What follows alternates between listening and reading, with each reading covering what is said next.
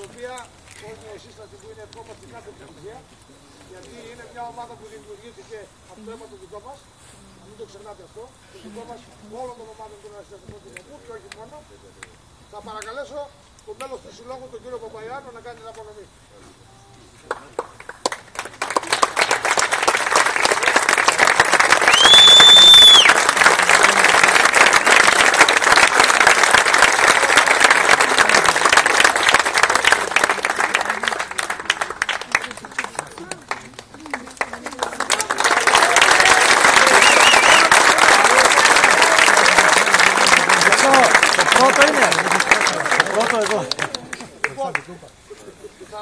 Υπάρχει ένας μικρός προφές, είναι το δημόσιο στο παιδί μας.